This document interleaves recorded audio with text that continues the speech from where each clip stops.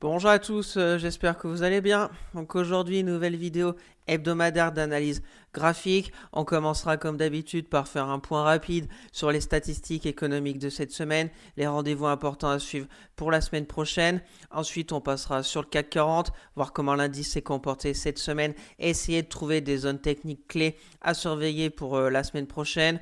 Après, on passera sur le suivi de mes traits de court terme avec une nouvelle entrée cette semaine. Je vous montrerai un peu ce que j'attends de cette action. Sinon, pour le reste, pas de renforcement, pas de vente, rien de particulier au niveau de mon portefeuille court terme. Et on finira comme d'habitude par quelques sociétés qui techniquement me semblent intéressantes à surveiller de près. Donc n'hésitez pas à vous abonner à la chaîne, à partager la vidéo, à me lâcher un maximum de likes, ça me ferait très plaisir. Si vous avez des questions, des remarques ou si vous voulez un avis sur une société en particulier, mettez-moi tout ça en commentaire, je serai ravi d'échanger avec vous. Je vous rappelle mon Twitter où je fais le suivi de mes analyses techniques, de mes trades court terme, etc. Le lien est dans la description. Et pour suivre mon PEA long terme à dividende sur Morning, le lien est aussi dans la description. Allez, on passe au sommaire. Donc on commencera par les statistiques économiques de cette semaine. Donc pas grand-chose au niveau de la zone euro. Au niveau des États-Unis, on verra comment l'inflation est ressortie cette semaine. Mais ça sera surtout la semaine prochaine qu'il y aura énormément de rendez-vous. Déjà, les résultats d'entreprise vont se poursuivre avec des grosses capitalisations. Je pense à LVMH le 15 octobre pour la France. Et on aura aussi au niveau de la macro la réunion de la BCE. On verra ça ensemble. Ensuite, le CAC 40, voir comment l'indice s'est comporté cette semaine. Très peu de volatilité, pas de catalyseur pour notre CAC 40, donc il fait un peu du surplace. Je pense que la semaine prochaine, on aura peut-être une idée de la direction que veut prendre le CAC 40. Donc on verra techniquement les zones clés à surveiller de près. Après, on passera sur le suivi de mes trades court terme en toute transparence, comme d'habitude. Pas de changement, donc le BX4, Neuron, Vallourec, Trigano, Veolia, Airbus, Biomérieux, Dassault Systèmes, Euraseo, Accor, Ipsen, Métropole TV, Imeris, aucun changement, pas de renforcement, pas de vente. Et cette semaine, j'ai rentré des positions Eramet. Donc on verra ce que j'attends de ce trade avec Eramet. Et on finira par 4 sociétés qui techniquement me semblent intéressantes à surveiller de près. Arkema, que je vous fais le suivi depuis quelques semaines. On verra Engie, Rexel et on terminera avec Eurofins Scientifique. Bien sûr, je ne suis pas un conseiller financier. Mon avis dans cette vidéo ne représente pas un conseil d'investissement. Elle est juste réalisée à but pédagogique. Chaque investisseur doit avoir sa propre stratégie. Investir en bourse représente un risque. Vous êtes le seul responsable de vos achats et ventes d'actions. Allez, c'est parti pour les statistiques économiques de cette semaine. Donc on va commencer avec, il y a eu les comptes rendus des minutes de la Fed. Pas vraiment de surprise. Tous les gouverneurs étaient pour une baisse de taux de 50 points de base lors de la dernière réunion. Donc maintenant on est à 5. Et maintenant, ce qu'il faut retenir, c'est comme d'habitude, c'est le mot data depender.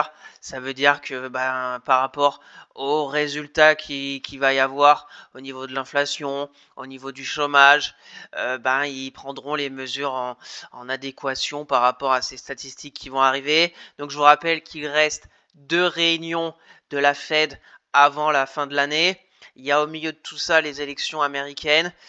Donc le marché prévoit toujours encore 2 baisses de taux de 25 points de base. Donc ce qui nous ferait total de l'année 1% de baisse au niveau de la Fed. On verra bien. Pour ma part, personnellement, avec une économie américaine quand même qui tient vraiment le choc, avec de l'inflation qui colle au basque, sachant qu'avec le conflit géopolitique avec l'Israël, etc., le baril de pétrole est remonté. Bon, il n'est pas encore sur des niveaux très élevés, mais bien évidemment, c'est inflationniste. Donc, je suis curieux de voir si vraiment la Fed va encore baisser 2 fois. Alors, est-ce qu'ils vont, on va dire, jouer la carte des élections présidentielles pour pas baisser de 0,25 la prochaine réunion et peut-être attendre la fin de l'année? On verra si comment le consensus évolue d'ici là. On verra bien ce que ça va donner au niveau de la prochaine réunion de la Fed. Donc on va passer sur les statistiques de l'inflation au niveau des États-Unis. Donc ce qu'on voit, c'est que l'inflation globale est ressortie à 2,4. Donc encore une baisse. Le target, je vous rappelle, de la Fed est vers 2. Mais bon, 2,4. Pas de danger, hein, rien de spécial. 2,4. Maintenant, ça continue, c'est plutôt intéressant. On verra si dans les prochaines semaines, ça prend le chemin des 2%, ou si on commence à arriver sur un plateau, peut-être 2,4, 2,5.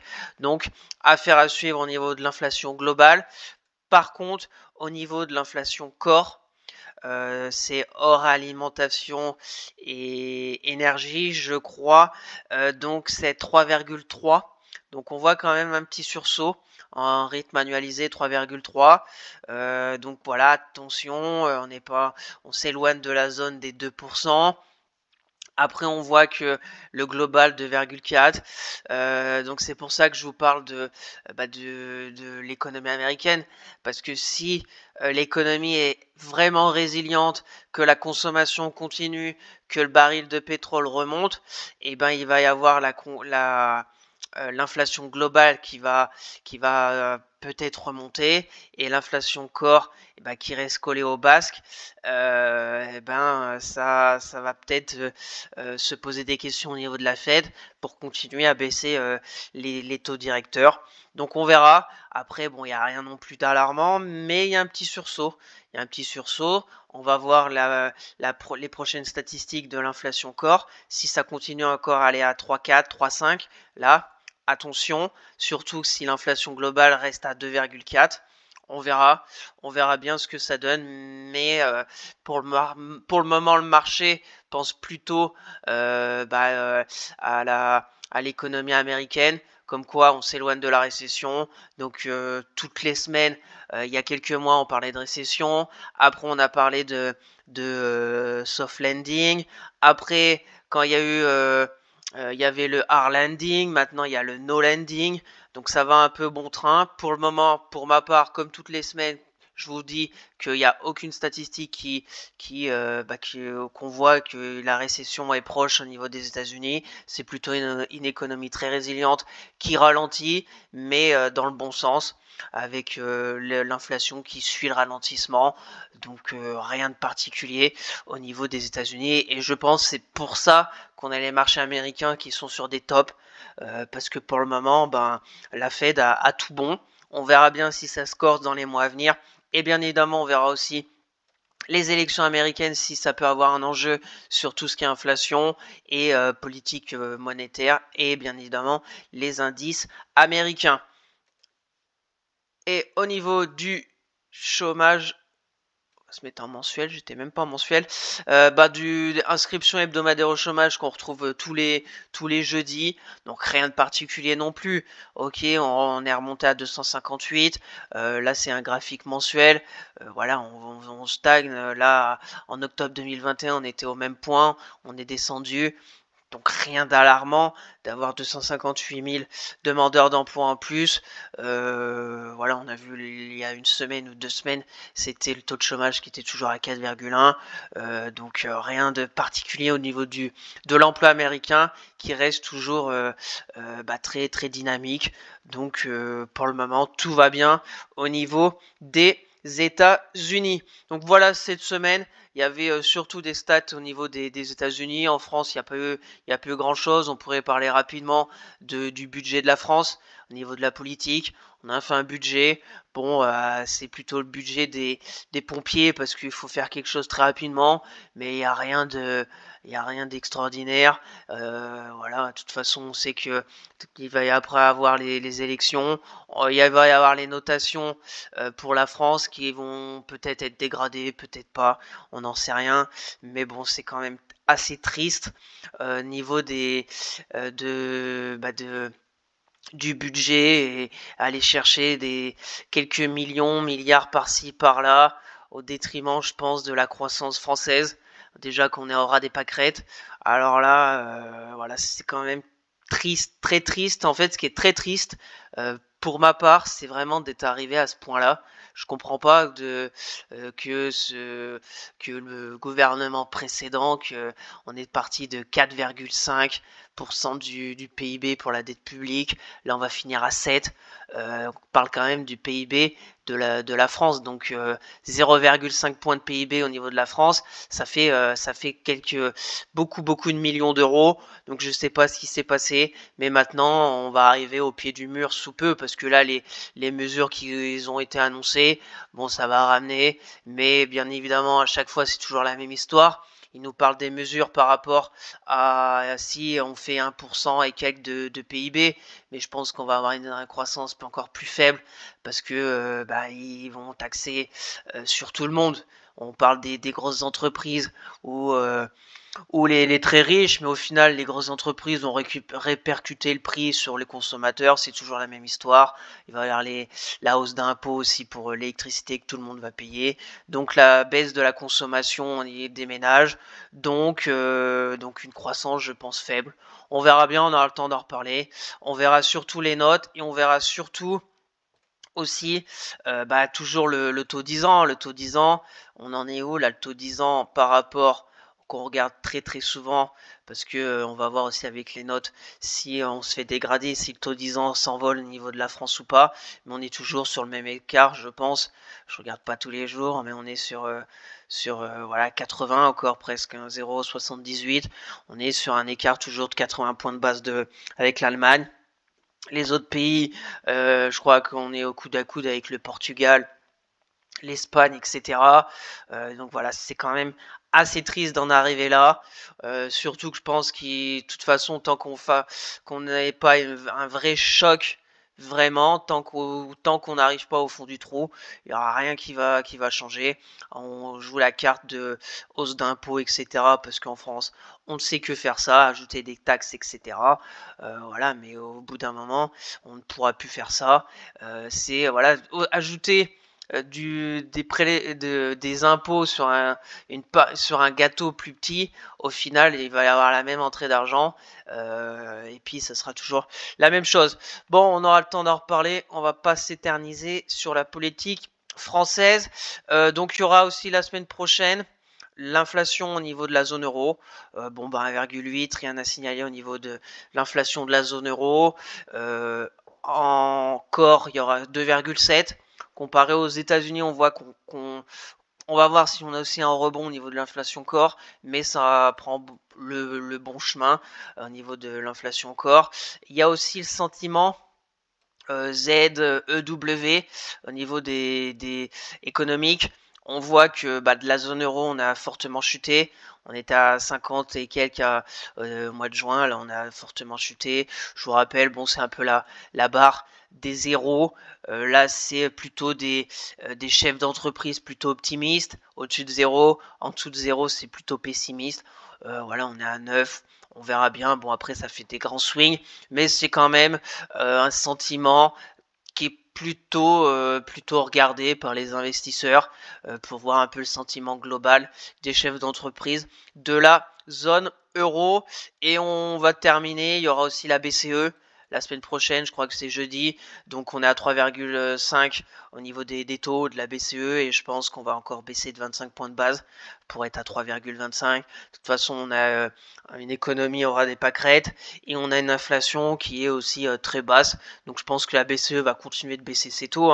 Je vois pas comment l'inflation pourrait remonter, même si le signe noir avec le risque géopolitique et le pétrole, mais on a encore de la marge, et je pense qu'on peut aller encore bien bas au niveau des taux de la BCE.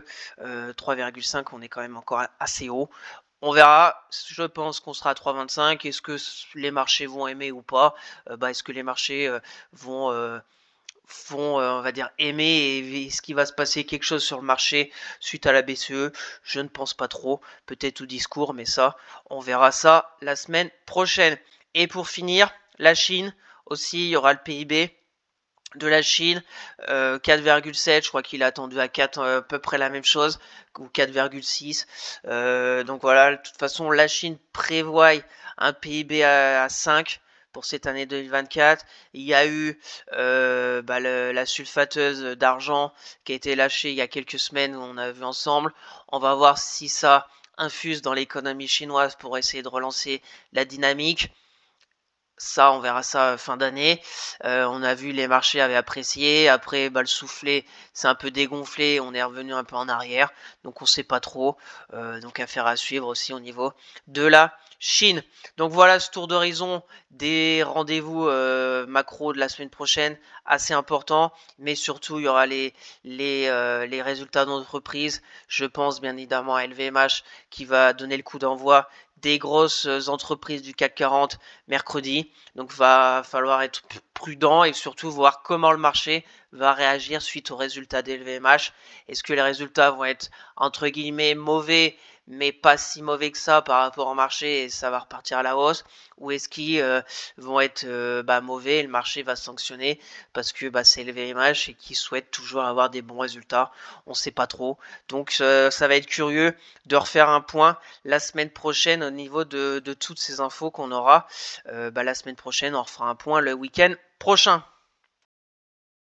Allez, on va passer à notre bon vieux CAC 40 pour voir cette semaine comment l'indice s'est comporté. Donc ça va être assez rapide parce que pas grand chose quand on voit la bougie hebdomadaire de cette semaine. On a fait du surplace. Après, le point positif quand même, c'est qu'on n'a pas validé la bougie hebdo de la semaine dernière parce qu'on avait fait une grosse bougie verte de presque plus 4%. La semaine d'après, on a un peu invalidé toute cette bougie en retraçant de 3%. Donc, la dynamique était plutôt peut-être une continuation de la baisse.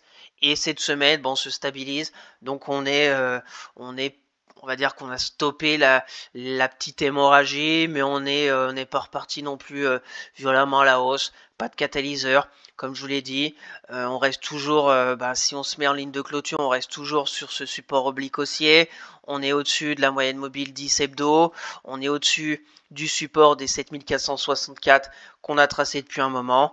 Donc on est en plein milieu entre la résistance des 7674 et le support des 7460. Donc on va voir si la bougie hebdo de la semaine prochaine, soit on casse le support, soit on casse la résistance. On reste encore dans ce petit range en hebdo, ou est-ce qu'on va suivre ce support oblique haussier et se rapprocher de la résistance des 7674. On voit même le RSI, c'est très neutre. C'est très neutre, on est au niveau de la neutralité des 52 RSI. On est pile sur la moyenne mobile 20. Au-dessus de la 10, il y a la 50. Donc du surplace. On attend le catalyseur pour la prochaine direction au niveau du CAC 40. Journalier très rapide aussi. On retrouve notre semaine où on ouvre ici et on referme au même point. Par rapport à vendredi, je crois que la semaine on a fait 0,40%. Mais si on avait investi lundi matin, on a fait du surplace. On a ouvert par ici lundi à 7570, on clôture à 7577 la semaine. Donc on est revenu quand même chercher un peu le support. Sur la bougie de mardi, on fait moins 0,72. Donc notre support est pour le moment intéressant, des 7464. On a aussi la moyenne mobile 50, mais pour moi, tant qu'on n'aura ni passé la résistance des 7674, ni passé le support des 7460 points, on est dans la phase de consolidation, de digestion. On était un peu en bas ici, là on a été un peu en haut, et là on va peut-être encore digérer, et peut-être suite aux résultats en entreprise ou aux statistiques macro, prendre une vraie direction pour les prochaines semaines. On verra bien. Donc pour conclure sur le CAC, la résistance 7674 avec la moyenne mobile 200 journalière, le support 7464. On est pile au milieu. Donc rendez-vous le week-end prochain pour voir où en sera le CAC 40. Allez, on passe maintenant sur le suivi de mes trades court terme. Donc le BX4 très rapide, pas grand chose à dire. On a vu sur le CAC 40, pas de direction, donc je ne touche à rien. J'avais revendu une petite partie le 27 septembre parce on avait cassé la résistance sur le CAC 40. On a réintégré tout ça rapidement. Voilà, j'ai une bonne partie de BX4 avec un PRU de 0,88. Donc je ne renforce pas, je ne vends pas. J'attends la prochaine direction sur le CAC et sur le BX4. Donc rien à faire pour ma part, je pense, sur ces niveaux. Pour les personnes qui sont intéressées, c'est soit attendre qu'on revienne vers la résistance, voir vraiment une faiblesse du CAC pour prendre du BX4, ou soit si on casse le support du CAC 40, prendre du BX4, parce qu'on irait peut-être rechercher des plus bas sur le CAC. Mais là, à cet instant T, rien de particulier, pas de signal ni de hausse ni de baisse, donc on ne touche à rien.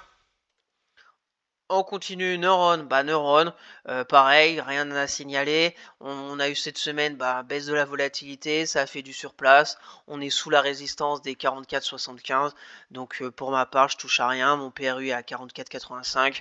Donc il y a deux solutions.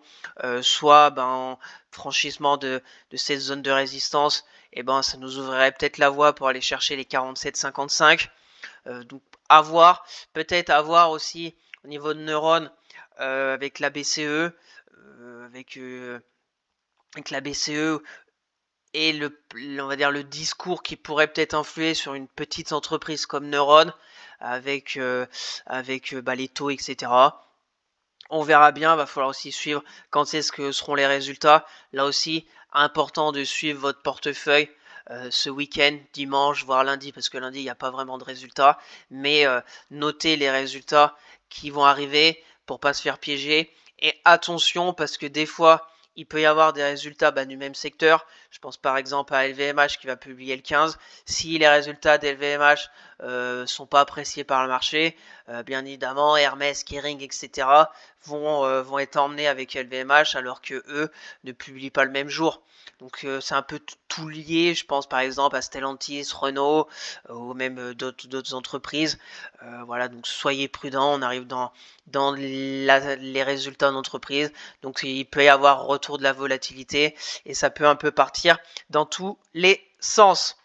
Donc Neuron, rien à signaler, je garde en portefeuille. On verra bien le prochain mouvement si on va casser la résistance des 44,75 ou si on va retourner un peu en dessous et pourquoi pas peut-être dans quelques semaines retourner à 40 €. Affaire à suivre. On passe à Valourec. Donc Valourec, j'avais bien aimé. La semaine dernière, je vous en avais parlé la semaine dernière ici, le week-end dernier. On était ici. Donc je vous avais dit, la résistance à franchir est à 14,50 €. On voit que cette semaine, la résistance a joué son rôle de résistance. On est reparti. Maintenant, on est au milieu de la résistance du support. On a une sorte d'oblique, mais maintenant, je vais la laisser encore, l'oblique. Mais pour moi, on est plutôt sur une config, la baisse. Et puis, on va faire un peu mieux, la baisse. On a cassé le support, ça accélère à la baisse. On est revenu à la résistance. Voilà, c'est assez clair. On va voir si on fait un quatrième impact sur ce support des 13 € ou si on repart ici à 13,80 et après on arrive à attaquer cette résistance, peut-être comme ça, et puis après là on verra, il y aura en plus la moyenne mobile qui va arriver, donc ça serait intéressant, un petit chemin comme ça sur Valorec pour repartir à la hausse. Moi, mon PRU à 14,74, je laisse faire pour le moment, pas de renforcement, pas de vente, je laisse, on verra bien la suite. Le RSI, on flirte avec les 50, donc on est voilà au milieu du gué au niveau de Valorec, entre le support et la résistance. On continue, Trigano. Donc Trigano, il y a déjà eu le dividende cette semaine. Il y a eu la semaine dernière le gros gap haussier de plus 11%. Intéressant. Maintenant, on est revenu un peu chercher la zone de polarité vers les 108,6. Pour le moment, le gap n'a pas été comblé. Là, on essaye de repartir à la hausse. Donc, c'est plutôt pas mal techniquement. Moi, mon problème, c'est que mon PRU est très élevé et que j'ai déjà une position. Donc j'hésite pour en reprendre, pour on va dire faire baisser mon PRU. Si j'en reprends à peu près la même somme que là, je serais peut-être par ici vers 140 de PRU, mais j'aurai 2 positions, donc si ça repart violemment à la baisse, je serai entre guillemets en danger. Donc je laisse faire le marché. On arrive dans une saison des résultats, donc je joue la prudence. On verra. Après, techniquement, c'est pas mal pour les personnes qui sont intéressés par Trigano, qui ont fait leurs recherches fondamentalement, qui correspond à leur stratégie. Et il y a une stratégie assez simple, c'est prendre position, là, une sorte de double top des 2 dernières bougies, là, jeudi, vendredi. Un stop, se dire qu'on repasse pas en dessous de cette zone de support maintenant, avec en plus un beau gap haussier sur la zone de support, donc c'est un gap assez fort. Donc si on clôture le gap, etc., qu'on passe en dessous des 108 euros, ça serait un signal très négatif. Donc prendre position. Première zone à franchir, ça sera la moyenne mobile 200 et la résistance des 121. Je vous l'accorde, le risque récompense est très faible. Mais après, si ça peut lâcher, etc., on peut retourner après à 140, 142. Et là, ça fait un risque récompense de presque 3. Donc voilà, c'est une stratégie qui est acceptable. Mais attention, on arrive dans la saison des résultats. On continue Veolia. Donc Veolia, c'est plutôt pas mal cette semaine. On est revenu vers les 28,78. On est reparti là. On vivote. Veolia, si on dézoome, ça ne bouge pas depuis des mois. Moi, je suis là-haut à 30,94. J'avais pris position sur franchissement de la résistance. On avait tenu quelques jours. Après, on est reparti à la baisse. On essaye de peut-être rattraper tout ça. Peut-être comme ça. On verra bien. Pareil, les résultats, va falloir voir ce que ça donne sur Veolia. Quand est-ce qu'ils publient? J'ai pas encore tout noté au niveau du calendrier. Je vous le partagerai sur Twitter, le calendrier des résultats. Donc pour me suivre, le lien est dans la description. Donc Veolia, on est pareil, au milieu entre le support et la résistance. Pas grand-chose, je pense, à faire à cet instant sur Veolia. On continue Airbus. Donc Airbus, belle bougie ce vendredi. J'avais tracé ce petit canal baissier. On est en train de peut-être le casser. Pour ma part, la résistance vraiment majeure sur Airbus, c'est 135,66. On va voir si elle a la capacité de leur passer au-dessus. Il y a quelques jours, on s'était mis un peu en danger parce qu'on avait cassé ce support des 127, mais on est resté pas longtemps et on est vite repassé au-dessus. Donc c'est plutôt encourageant. Maintenant, est-ce qu'on est à peu près comme ça? On peut encore aller là et puis repartir, parce que la résistance est à 135,65. Dans le dernier sommet dans la baisse, il est ici. Il est ici. On le voit ici à 135. Pour le moment, on est sur un rebond technique. Pour que le rebond technique soit encore mieux et qu'on devienne plus baissier, là, ce petit canal baissier, qu'on devient au moins neutre, c'est franchissement des 135,66. Donc je ne suis pas pressé sur Airbus, sachant que les résultats vont approcher.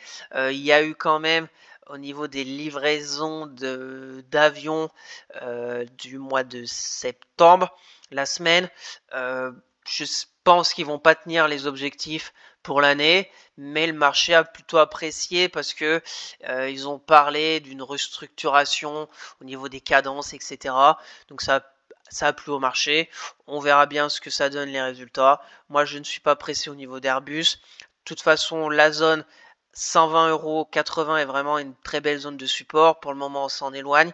Mais si on casse les 135,66, ça sera très positif pour au moins peut-être aller chercher ce gap vers les 148. Bon, après, il y aura bien évidemment des résistances. Il y aura la moyenne mobile 200. Mais on aura le temps d'en reparler parce que je pense que je l'aurai encore dans mon portefeuille. Le RSI, on passe juste la zone des 50. Donc, c'est plutôt aussi positif. Donc, la semaine prochaine, l'enjeu pour Airbus, c'est est-ce qu'on va continuer avec cette belle bougie de vendredi et surtout pas repasser en dessous des 127 euros. On continue Biomérieux. Donc Biomérieux, pareil, je vous en avais parlé, je vous avais dit, je vais peut-être encaisser mes plus-values. Je vous rappelle mon PRU à 92,80 suite franchissement de la résistance. Et depuis, bah, c'est techniquement très propre. Et c'est encore techniquement très propre cette semaine.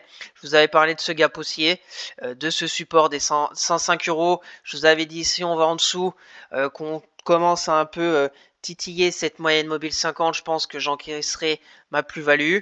Et cette semaine, on est revenu pile poil sur le haut du gap haussier, pile poil sur le support des 105 euros, et c'est reparti à la hausse. On a cassé la résistance oblique baissière et on fait une belle bougie vendredi, donc c'est plutôt très positif sur bioMérieux. Donc pour ma part, étant rentré ici, et ben je laisse courir le trade jusqu'à tant que j'ai vraiment des signaux négatifs pour prendre mes gains. Maintenant, c'est pour le moment, on va voir si ça continue la semaine prochaine et si on tient cette bougie de vendredi. Si on retourne en dessous des 107, on va dire lundi, et ben ça sentira pas très bon. On invalidera direct une journée après cette belle bougie. Mais si on zigzague encore tranquillement, parce que là on a fait une belle hausse, une belle consolidation un peu en forme de, peut-être en forme de drapeau presque.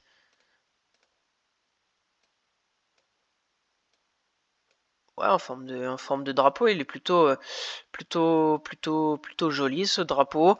Sur bioMérieux, là on a cassé. Donc après, l'objectif est à 112 euros la résistance.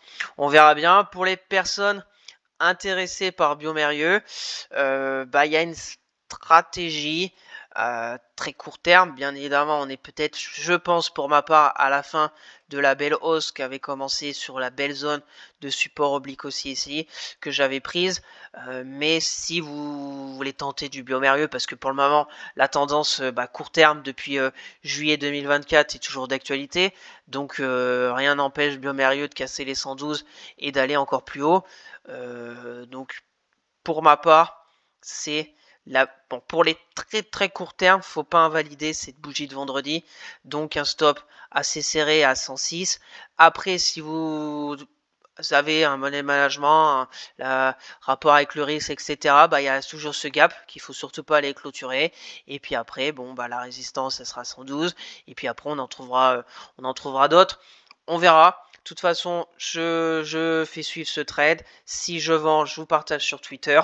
Et sinon, on se donne rendez-vous le week-end prochain pour refaire un point sur bioMérieux. Le RSI, c'est aussi techniquement très propre. On est revenu chercher la zone des 50. On est reparti à la hausse. Donc, rien à signaler au niveau de bioMérieux qui est techniquement très belle. On continue. Dassault Systèmes. Donc Dassault Systèmes, c'est notre histoire. Dassault Systèmes, c'est pas joli ce qui s'est passé cette semaine. J'ai hésité à vendre. Franchement, j'ai hésité à vendre.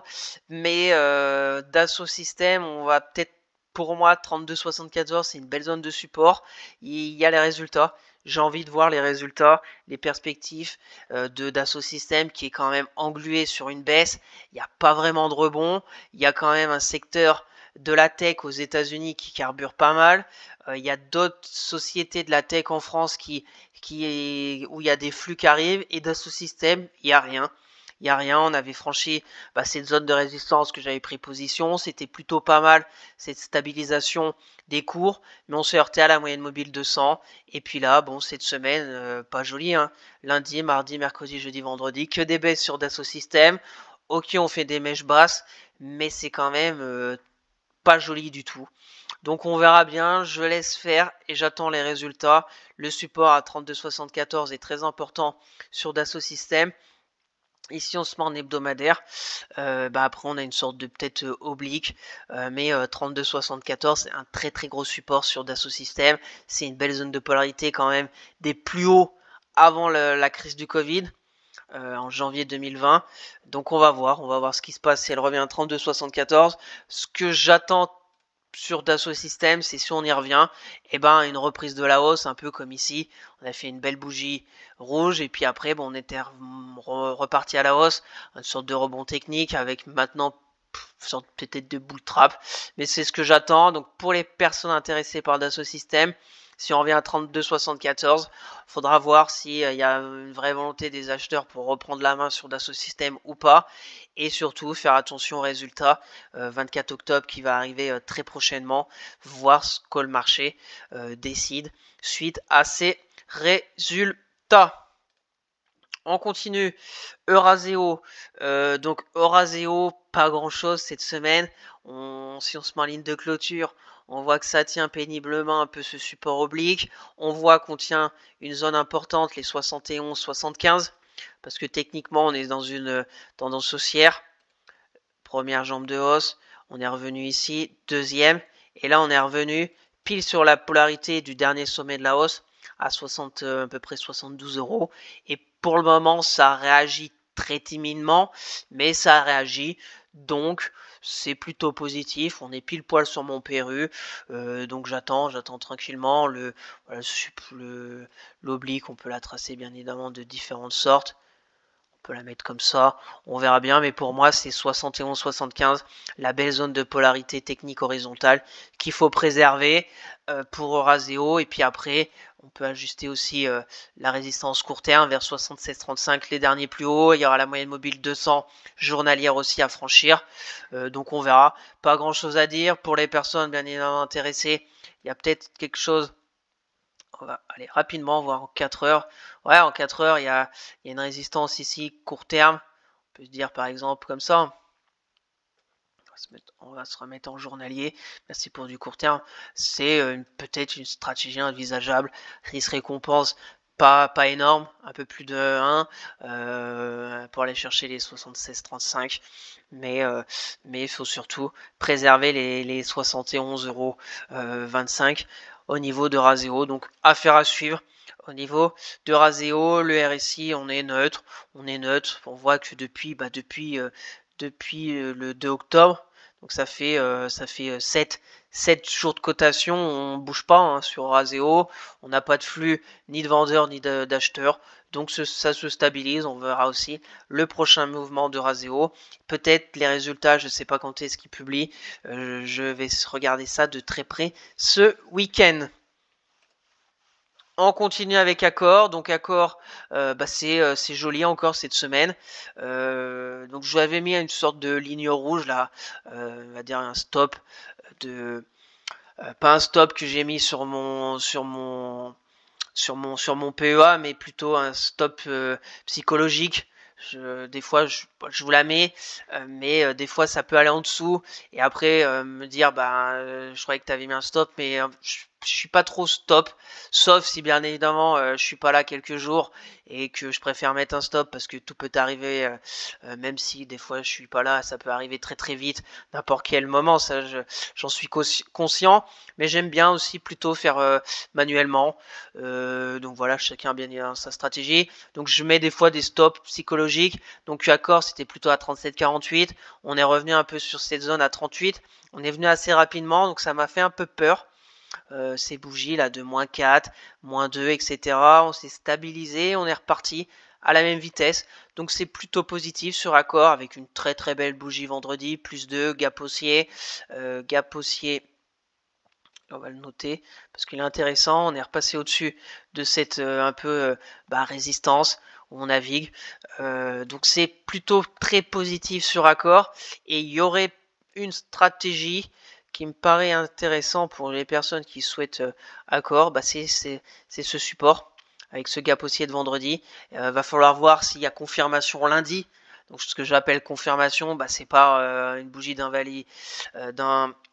invalider cette bougie de vendredi, c'est une bougie que très je veux pas une bougie de +2, mais une bougie qui fait même -0, -0,50. On revient un peu dans le corps de la bougie verte et puis après on repart à la hausse. C'est tout à fait envisageable sur Accor si on dézoome un peu. Après on peut aller sur des sommets là-haut, à 43,58 qui étaient les plus hauts de cette année en mars 2024. Donc affaire à suivre sur Accor, je suis dans le train, j'accompagne pour le moment. Est-ce que je vais en reprendre? C'est pareil, il va falloir voir les résultats des entreprises de ce secteur et voir ce que ça donne. S'il y a Accor qui publie, on verra et on se donne rendez-vous dans une semaine pour refaire un point sur Accor qui techniquement est plutôt aussi intéressante sur une belle hausse, parce que je vous rappelle quand même que Accor début août était à 31, elle est à 40, donc elle a déjà pris 27%, donc c'est quand même pas rien, 27% sur accord. Et on a fait une belle hausse, stabilisation, on est monté, on est revenu un peu là chercher du flux, on est reparti. Donc techniquement, c'est toujours haussier, c'est toujours joli, je suis toujours dans le train, donc j'accompagne. On continue, Ipsen, c'est pareil, techniquement très joli parce que on était là sur une zone déjà technique de long terme intéressante, gros support oblique haussier, on est revenu tranquillement sur cette zone. Pardon, on est revenu tranquillement sur la zone, on s'est fait peur, on est revenu après une tendance haussière, on est repassé cette résistance. J'ai pris position sur franchissement de la résistance des 110 euros. On s'est stabilisé quelques jours à plat. Et puis après, là, on est reparti à la hausse. On a retrouvé un flux acheteur, donc c'est plutôt très positif. On arrive maintenant, pour moi, vers une résistance vers les 116. On va voir si Ipsen arrive à franchir cette résistance ou pas. Le RSI, rien à signaler, c'est haussier. Donc, pas grand-chose pour ma part sur Ipsen. Moi, je suis dans le train, j'accompagne. Pour les personnes intéressées, on arrive pile sous une résistance. Donc, va falloir voir ce qui se passe au niveau d'Ipsen. Pour moi, le support à préserver, c'est les 110. La résistance à franchir, les 116 euros. Donc, affaire à suivre sur Ipsen. Voir dans quel support ou résistance franchira-t-elle en premier. On continue avec Métropole TV. Donc, Métropole TV, pas joli. Pas joli, même cette semaine. Pas de flux, pas grand chose, quand même une forte baisse. On s'est revenu. On est revenu quand même. On était sur une belle tendance haussière avec ce support oblique haussier. On a tout cassé par le bas. Et là, pour ma part, c'est pas joli parce qu'on a buté. On a buté sur la résistance des 12,34 € jeudi. Et vendredi, on fait moins 0,33 et on n'arrive pas à franchir cette résistance des 12,34. Donc je suis plutôt très mitigé sur Métropole TV. Pour le moment, je suis en moins-value de à peu près 2,66. Donc peut-être un arbitrage la semaine prochaine sur Métropole TV pour prendre peut-être ma petite perte. Si ça continue un peu à se rapprocher des 12 euros là, on serait peut-être sur une stabilisation avec la moyenne mobile 200 qui de toute façon toujours résistance dynamique. Essayer d'aller voir ailleurs. Parce que ça n'avance pas, ça baisse pas vraiment, mais ça pourrait peut-être repartir violemment à la baisse, un peu comme une configuration comme ça, et là je serais entre guillemets piégé. Donc peut-être prendre une décision. Si je prends une décision sur Métropole TV la semaine prochaine, je vous la partagerai sur Twitter et on fera un point le week-end prochain sur Métropole TV. Pour les personnes intéressées, on est au milieu, on va peut-être ajuster un peu notre zone de support. Ici à 11,86, là on a la résistance à 12,34 comme on a vu. On est sur du court terme, très court terme baissier. Court terme, on est plutôt très neutre. Donc voilà, ça n'avance plus trop sur Métropole TV. Pour ma part, à observer pour les personnes intéressées et voir si on tient les 11,86 en support ou si on casse la résistance des 12,34 €. On continue avec Imerys. Donc Imerys, vendredi 4 octobre, j'ai rentré une position parce que on était sur une très belle zone de polarité, de support à 28,52. On voit ici toute cette zone. Toute cette zone à 28,52 de polarité, résistance en décembre. On a fait un gap haussier. Pour le moment, le gap est toujours d'actualité. On est revenu tester un peu tout ça.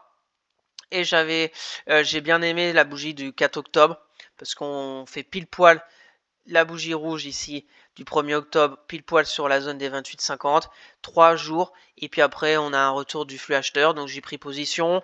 Là, cette semaine, on est revenu mercredi faire une mèche basse,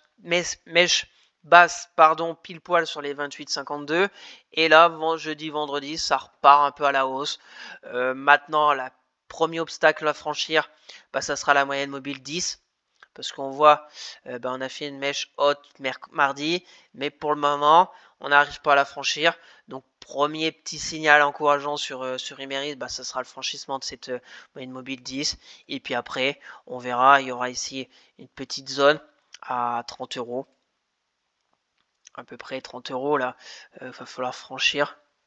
On va mettre à 30 euros, on verra bien la semaine prochaine où elle en sera.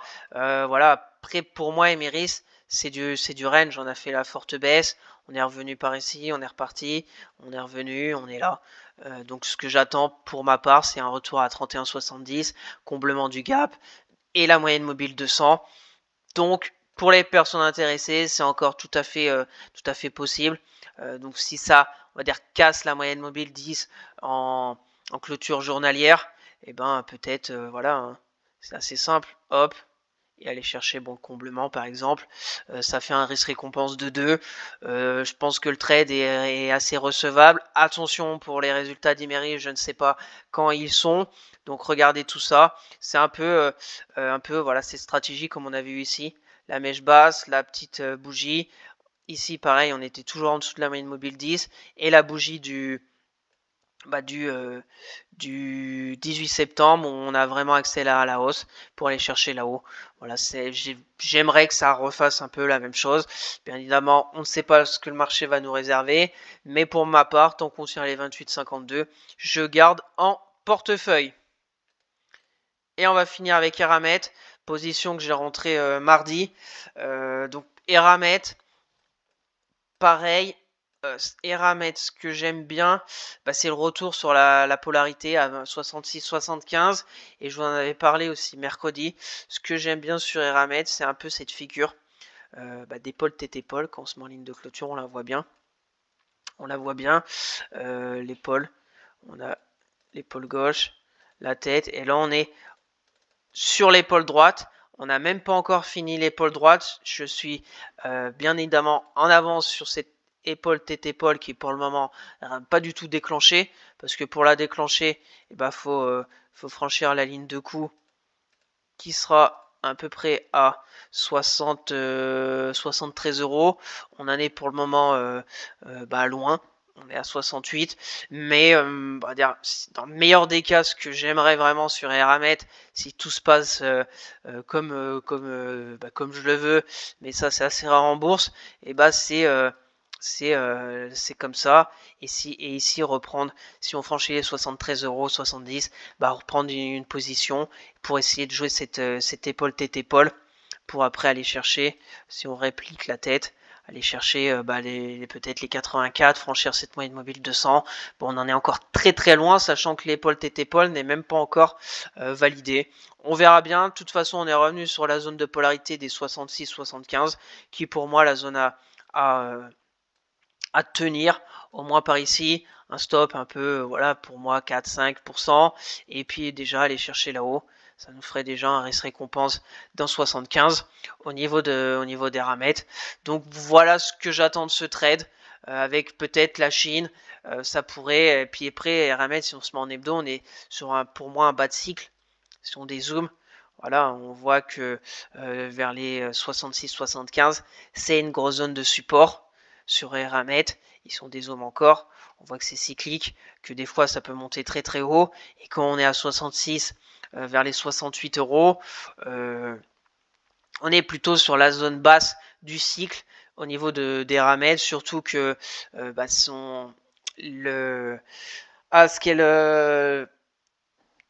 la production qu'elle fait, je ne me rappelle plus ce que c'est, qui est aussi sur des plus bas presque historiques sur le métal qu'elle produit.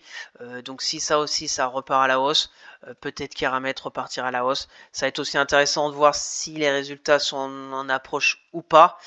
Mais voilà, nouveau trade dans mon portefeuille. Je vais vous le faire suivre comme d'habitude en toute transparence. Si je vends, si je renforce, je vous partage sur Twitter, le lien est dans la description. Et sinon, on refera un point le week-end prochain au niveau des ramettes. Donc voilà ce tour d'horizon de mes sociétés que j'ai toujours dans mon portefeuille court terme. Donc soyez prudents. Moi, je vais être très prudent cette semaine avec les résultats qui vont arriver. Je vais noter toutes les actions que j'ai ici dans mon portefeuille court terme quand est-ce qu'elles vont publier. Regardez aussi les grosses capis qui pourraient faire bouger ces actions parce que sont du même secteur.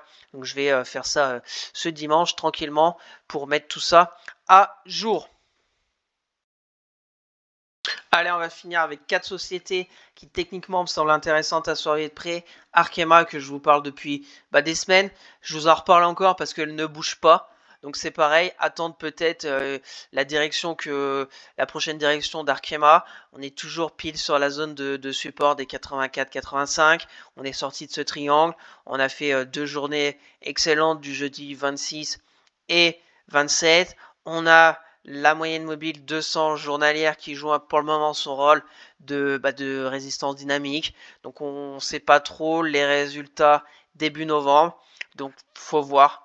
Après, il y a une stratégie qui est par ici. Voilà, mettre par exemple la mèche, pas revenir là-dedans et aller chercher là-haut. Un 30 risque récompense. Peut-être pour avant le début novembre. On verra ce que ça va donner. Donc je vous la remonte parce que elle ne bouge pas. Elle est intéressante parce qu'elle consolide à plat après cette forte hausse. On est à plat. Si on se met en 4 heures, voilà, on voit, on avait fait un gap baissier ici.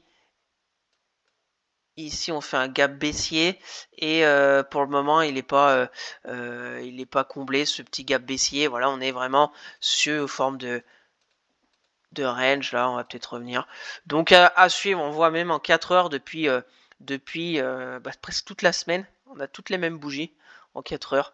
Donc, ça ne bouge plus du tout sur Arkema après une forte hausse. Donc, intéressant de voir la prochaine... les flux qui vont arriver sur Arkema, dans quelle direction elle va aller. Les moyennes mobiles sont plutôt intéressantes, on voit qu'elles repartent à la hausse, sauf bien évidemment la 200 qui joue son rôle de résistance dynamique. Donc affaire à suivre sur Arkema, sur mes retracements. Voilà, on a fait un 38,2, on peut repartir. Donc je vais surveiller de près Arkema la semaine prochaine. On continue NJ. Donc NJ, quand je recherche un peu les sociétés pour vous partager, c'est souvent le jeudi soir que je regarde un peu ce qui peut être intéressant techniquement à vous partager. Et c'est vrai qu'NJ, jeudi soir, elle était intéressante parce que jeudi soir, elle casse sa moyenne mobile 10. Elle a son support à 15,19 €. On a la moyenne mobile 200 aussi qui est intéressante. Et vendredi, elle explose à la hausse. J'ai pas pu prendre position. Et puis là, maintenant, pour ma part, je pense que c'est trop tard. On est au milieu entre la résistance et le support. Mais c'est des choses qu'il faut chercher, qu'il faut chercher. Voilà. Hein. Ce que j'aimais bien sur NJ, là on le voit, j'ai pas pris position, j'ai pas pris. Hein. Bravo s'il y en a qui ont réussi à prendre du NJ, par exemple jeudi fin de journée. Voilà, jeudi fin de journée, on est déjà à 1,60. Maintenant, faut qu'elle poursuive jusqu'à 16,14 €. Donc voilà, après, là c'est trop, on est trop éloigné parce que pour moi le support est ici, la moyenne mobile. Et la résistance est ici, donc le risque récompense est mauvais. Quand le risque récompense est mauvais, et le train est passé. On attend de voir ce qui se passe. Peut-être que NJ, elle va se mettre dans un range comme ça sur quelques semaines. Et après, on verra si elle revient à 15 €, 15,20 €. Mais pour moi, le signal était sur la bougie de jeudi soir. Et vendredi, ça a continué, donc positif. On fait une belle bougie au niveau d'NJ. Le RSI aussi positif. Donc voilà, comme je l'avais préparé jeudi soir, je vous en parle, mais je pense que c'est plus le bon timing. Maintenant, peut-être la mettre dans ses favoris et voir ce qui se passe dans les prochains jours au niveau d'Engie. Si on dézoome, en plus, on voit ici, il y aura peut-être une résistance encore un peu plus haut si ça casse les 16,15 €. Et puis support à préserver, il est 15,19. Si on est dedans, c'est pas mal. Au niveau d'Engie, quand même aussi, depuis le 18 juin, nous fait une belle tendance haussière intéressante. On avait fait une grande... Si on se met en hebdo, voilà, en hebdo, on avait la zone ici de polarité à 15,19 qui est très très belle. Et pour le moment, elle a répondu présente, c'est des zones de polarité. Maintenant, la résistance 16,14 €, voire plus haut, 16,61 €. Donc, affaire à suivre sur NJ. qui, bien évidemment, je vous la partage toute la semaine sur Twitter. Et si je prends position, même si pour le moment, à cet instant T, ça me donne pas vraiment envie de prendre position, s'il y a un repli ou quelque chose, ben, je vous partagerai aussi tout ça sur Twitter. Et si elle est toujours intéressante le week-end prochain, on fera un point sur NJ. On continue. Rexel. Donc Rexel, c'est un peu la même chose. C'était intéressant la semaine. Jeudi, on était là. J'ai bien aimé cette mèche basse du mardi. On a toujours ce beau gap haussier d'éjection par rapport à cette résistance oblique baissière. On voit la bougie de vendredi et le lundi. Énorme gap aussi au-dessus de la résistance oblique baissière. On va très vite chercher la résistance des 27,49. On se replie un peu vers le gap, pile sur le gap, et là on est reparti. Donc là c'est pareil, fallait soit prendre vendredi, on va dire en début de journée, je sais pas comment qu'elle a ce qui s'est passé sur Excel vendredi, mais voilà, la stratégie c'est comme ça. C'était après ça à suivre si lundi il y a un peu de faiblesse, si on retourne vers 25,72, attention à les résultats comme d'habitude, prudence, mais voilà, hein, c'est à peu près comme ça. Et puis après on va voir, ça va être intéressant aussi de la suivre toute la semaine, Rexel, voir ce qui se passe. On a peut-être on a même aussi une sorte d'oblique qui a été un petit peu franchi avec la bougie de vendredi. Donc je vais laisser un peu cet oblique. Et puis on va voir ce qui se passe durant la semaine au niveau de Rexel. Pour moi, la résistance est à 27,49. Le support est bien évidemment ici vers les 24,64. Et pour le moment, on est entre les deux. Donc pour ma part, le train est passé. Mais à suivre au niveau de Rexel. Et on va continuer avec Eurofins Scientifique. Donc Eurofins Scientifique, intéressante parce que la bougie de vendredi, elle a répondu présente sur la zone de support des 54-64, zone de polarité. On voit bien que c'était la résistance du 2 août qu'on a franchi. Donc voilà, on a fait la baisse. On est revenu chercher un peu la zone de polarité, on a été un peu plus bas.